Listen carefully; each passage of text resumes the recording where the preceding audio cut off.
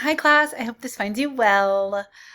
This week we're going to move away from presentation of self and the managed heart into conceptual machineries of universe maintenance, and then an article on privilege and an article on microaggressions. And so this is, and the film Cracking the Codes. Those are the things that you're going to be doing. So there's 4 items in this week that you're going to be kind of held accountable for in terms of content-wise, microaggressions in the therapeutic model, white privilege as a concept, and universe maintenance and the conceptual machineries that go along with holding society together. So for the sociological kind of viewpoint of what holds society together in terms of how we kind of all coexist, I guess you could say, Berger and Luckman write this article called Conceptual Machineries of Universe Maintenance. And it's a classic article. It's a little bit, I don't want to say kind of like Mead in the way that it's kind of dense, but it's kind of like Mead in that it's kind of dense. And so kind of what they're getting at is how do cultures maintain social control, right? And so we can think about the things that keep society kind of following along the path of what rules, maybe, sort of, kind of, like speed limits and, paying for things instead of stealing them. And those sorts of things are parts of kind of social control. Like we have taken for granted reality, right? That we assume that when I get in a car, I'm going to drive on one side of the road going the direction I'm going, and the people going the other direction are going to go the other way, right? And those are things that we just are like taken for granted reality. So how does the universe maintain that, right? How do we keep those kinds of things happening? And so Berger and Luckman use the terms therapy, annihilation as the ways in which we do that, right? And so you'll read about what each of them mean, but like, one is more informal, like in terms of like socialization and teaching people. And then the other one, annihilation, is more like formal sanctioning, shaming, laws, those sorts of things. So that's that article.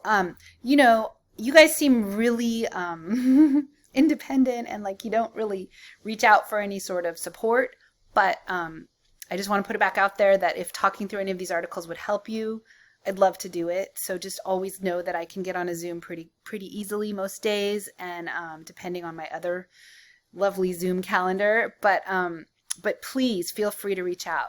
So there's that article, but then you're also going to look at kind of racism is basically what you're going to look at, and microaggressions and privilege, right? And so you're going to watch the film Cracking the Codes, which looks at structural and individual racism and prejudice. And so it goes in and out of micro and macro, and it looks at different levels and layers. And there's a lot of people telling stories and kind of talking about systems. And it's Shakti Butler is a filmmaker, and she's done a multitude of films. And this is not her most recent, but probably her second to last film, and I find it really important in this discussion. And then White Privilege is a classic article written by Peggy McIntosh on this concept of like there's skin privilege, and she started out as a faculty member who experienced gender discrimination and thought about male privilege, but then as she kind of evolved in her thinking, she's like, well, wait a minute. If men have male privilege, I have white privilege. And so she kind of dug into that, and it's classic. It's 1988. The Unpacking the Invisible Knapsack. It's a pretty short read. I think you'll find it interesting. And then Microaggressions in Everyday Life is Gerald Wing Sue and a list of other authors that are writing about microaggressions, specifically in the kind of therapeutic model, in terms of how therapy pretty much has kind of been rooted in, clients who are mostly white. And so how is therapy not effective if it's not done culturally competently? And so microaggressions are things that people in therapy often experience, but he goes beyond the therapeutic model in this article, but that's kind of where he's coming from in terms of why he's framing this. And so that's why I added the next link underneath about kind of thinking about how to treat racial trauma and how therapists can do that effectively. I don't know if any of you guys are going to go into kind of MFTing or social work or any of that, but these are all things that would help you to be culturally competent. And it's really important to, support your clients if you're going to be a therapist in a way that is, culturally appropriate rather than putting your own biases on them, which, if you go through a program, hopefully that'll be stuff that you work through. And then the last bit there, you have a discussion post, but you also have the study guide for the next exam. Same format, same everything, different questions.